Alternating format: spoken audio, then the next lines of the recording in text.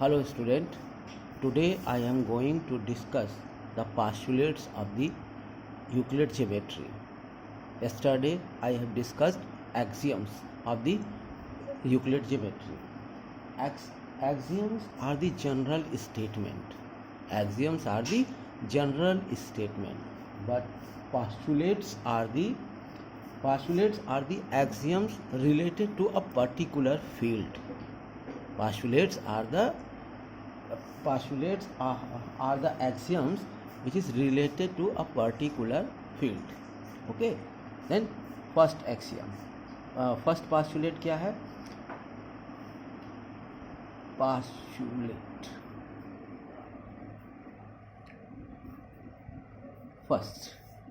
First postulate है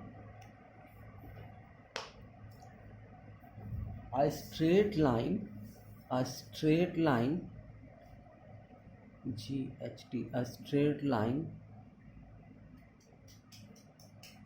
may be drawn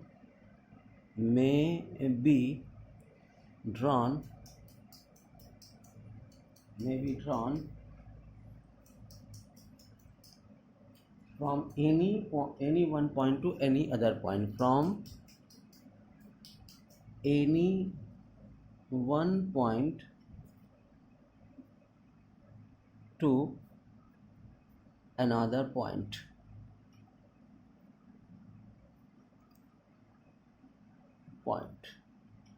Okay, now, for example, A and B are 2 points. क्या कह रहा है? स्ट्रेट लाइन में be drawn from any one point to any other point. तो A से B तक, ठीक है. This line can be drawn from A to B. आप इसी लाइन को ऐसे भी खींच सकते हो, ये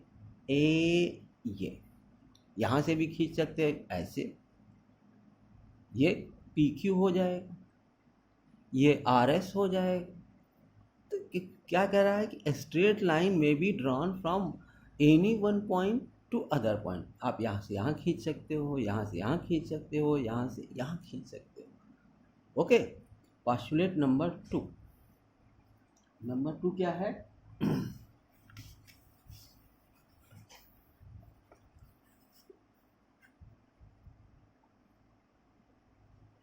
A terminated line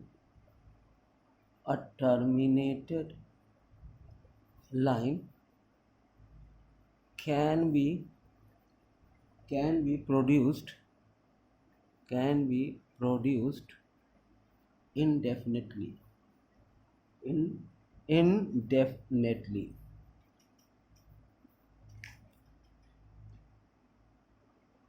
If A and B are the two points. This is initial point and this is the end point. But this point can be extended indefinitely. Means this point can be extended like this. This point can be extended like this. And it has no end. Then it's extended up to line which lies between 2 points are called line segment. Okay, then A and B are 2 points, then B point can be extended to the infinitely and A point can be extended infinitely. Okay, यही चीज क्या कहते हैं postulate में कह रहा है, a terminated line can be produced indefinite. Third postulate है a circle can be drawn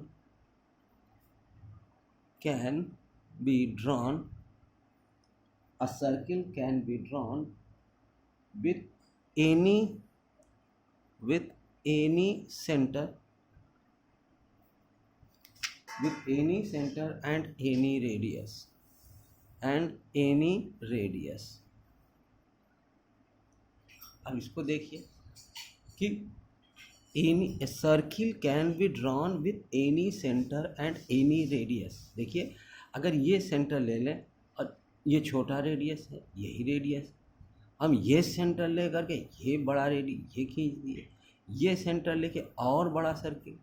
तो circle can be drawn with any centre with any radius, कोई भी सेंटर ले करके, कोई भी रेडियस ले करके हम सर्किल ड्रॉ कर सकते हैं।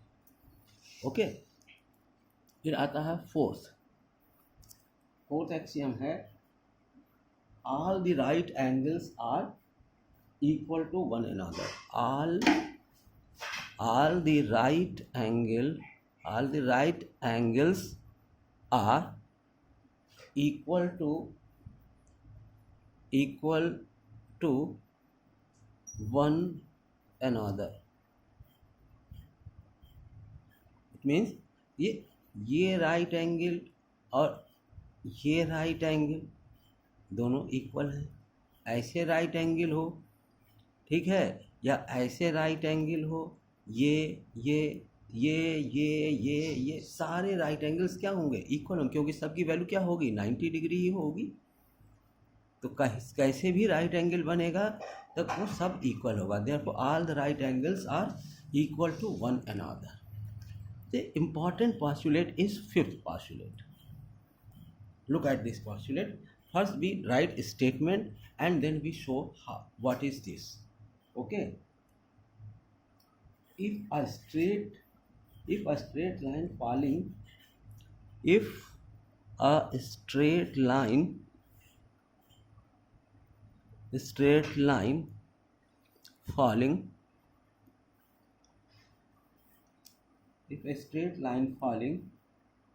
on two straight lines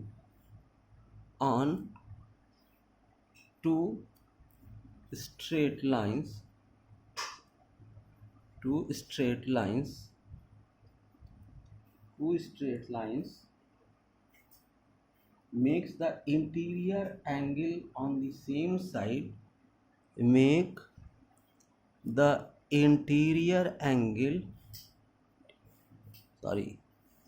interior angle on the same side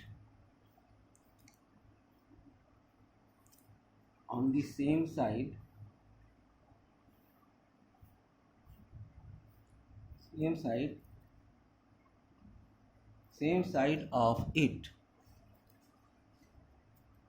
taken together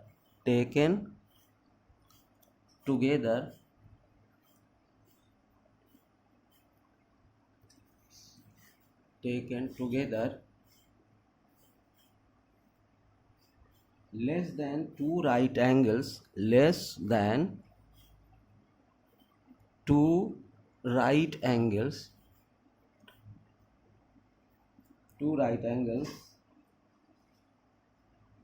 then the two straight lines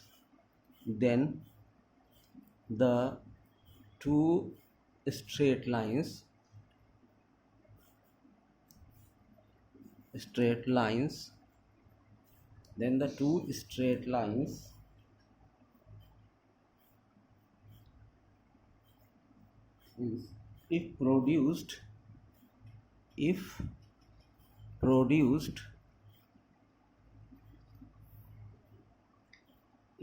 produced indefinitely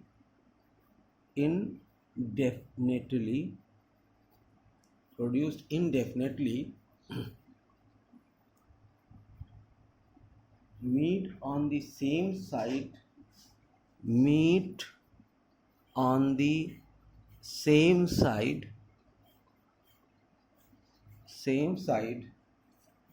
of which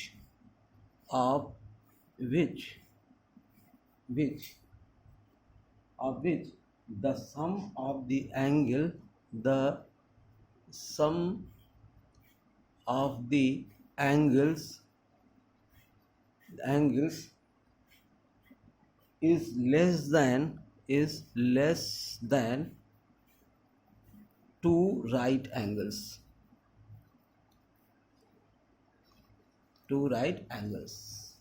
अब इसको समझने के लिए मैं फिगर बना कर दिखाता हूँ कैसे इसको देखना है और कैसे समझना है। ठीक है, ध्यान दीजिएगा।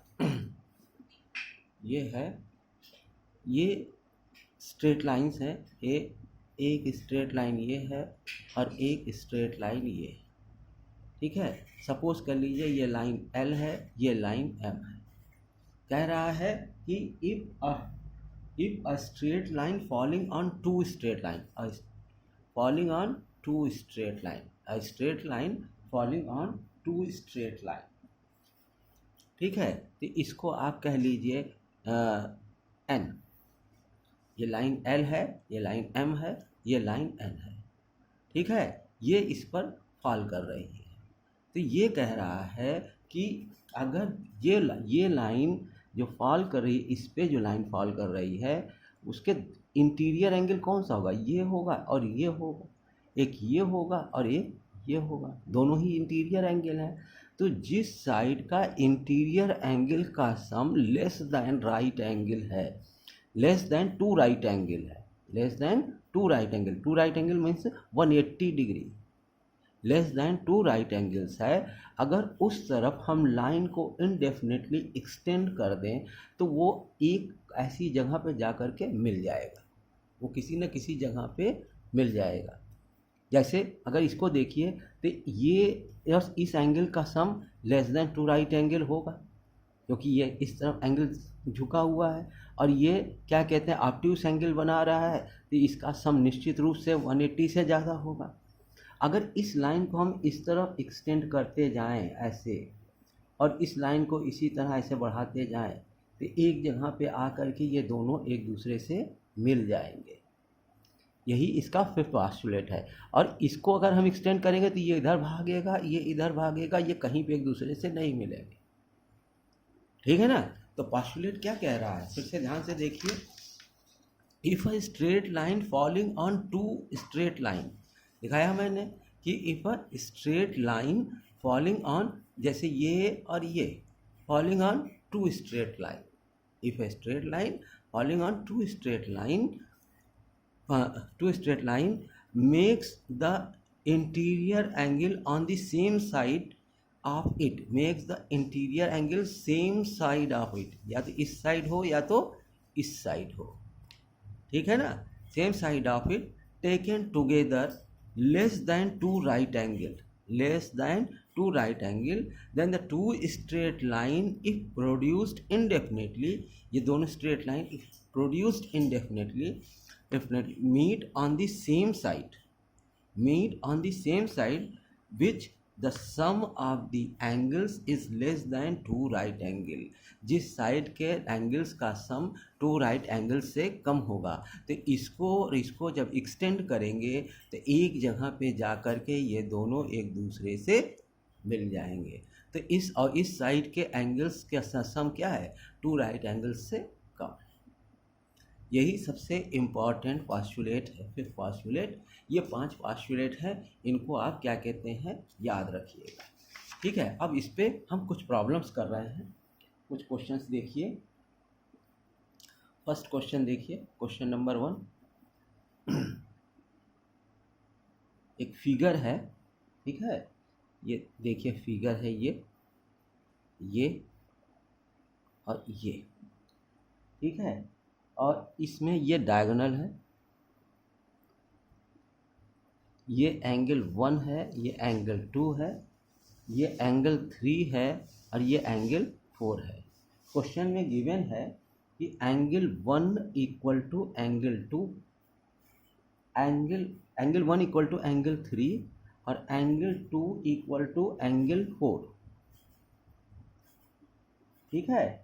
और कह रहा है angle 3 equal to angle 4, angle 1 equal to angle 3, angle 2 equal to angle 4, angle 3 equal to angle 4। तो कह रहा है right the relation between 1 and 2। क्या कह रहा है, राइट द, देखिए यहाँ देखिए, write the relation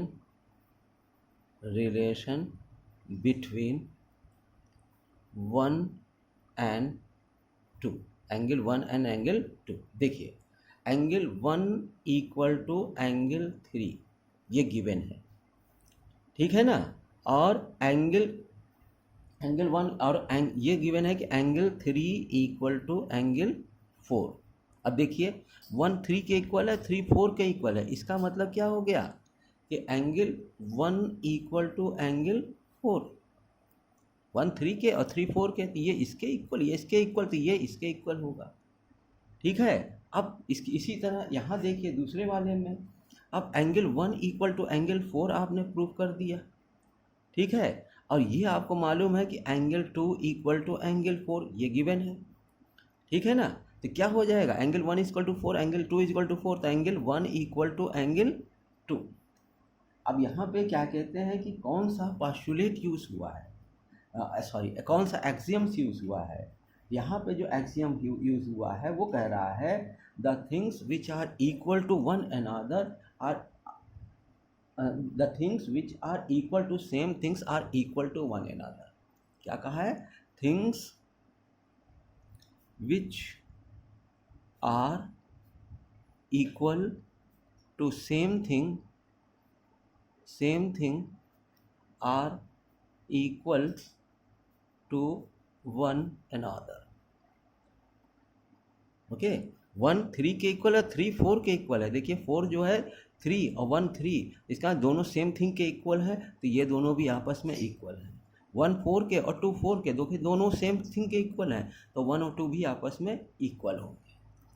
next question देखिए। ठीक है।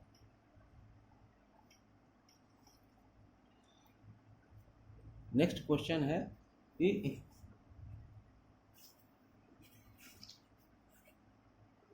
ये एक लाइन गिवन है, क्वेश्चन नंबर 2, ये ए बी और ये मिड पॉइंट पी। ठीक है। कह रहा है if the P is the mid point of the line segment A B, if P is the mid point of the line segment of the line segment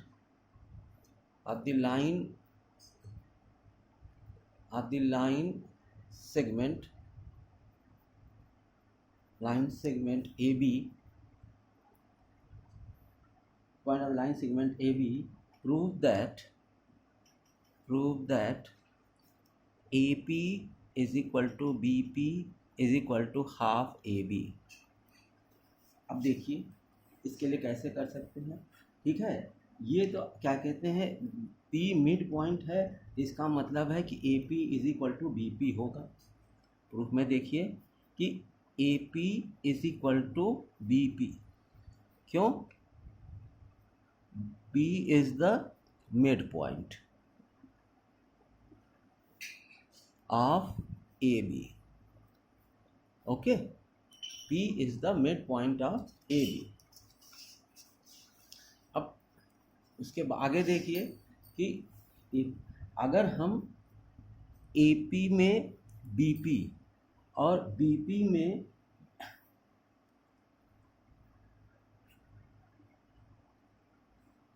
AP plus BP जो है, AP plus BP is equal to AB होगा। Mid point है तो इन दोनों को add कर दें तो ये फुल हो जाएगा। ठीक है ना। अगर हम ये कहें कि AP plus AP equal to BP plus BP, ये दोनों क्या हो जाएगा, AB के इक्वल है, तो AP टू AP और ये 2BP इक्वल टू AB। ठीक, क्या हो गया, तो AP is equal to BP is equal to half AB। अब आप कहेंगे कि यहाँ पर क्या कहते हैं, कौन सा एक्सियम यूज़ हो गया, कौन सा एक्सियम यूज़ हुआ है। तो उसके लिए ध्यान दीजिए कौन सा एक्सियम यूज़ हुआ है कि things which are equal to the same thing are, वही चीज़ जो यहाँ पे हमने यूज़ किया है वही चीज़ है, सेम थिंग के इक्वल है या सेम थिंग ऐड कर रहे हैं तो सेम होल क्या होगा, सेम थिंग के इक्वल होगा। ठीक है ना। अब एक क्वेश्चन और देख लीजिए, क्वेश्चन नंबर 3 कि a minus 15 is equal to 25 solve करना है इस इक्वेशन को। ठीक है। तो कैसे करेंगे? आपको हम क्या कहते हैं बताए हैं कि if equals are added to equals, then दोनों तरफ अगर हम क्या कहते हैं, if equal is added to same thing is whole is equal, तो a -15 + 15 और इधर भी 25 + 15, तो कितना हो जाएगा? ये -15 + 15 कैंसिल हो जाएगा, तो a = 40, a की वैल्यू आ जाएगी 40। ठीक है ना? ये आज ख़त्म हो गया है। अब अगले टॉपिक में हम लाइंस एंड एंगल्स पढ़ेंगे।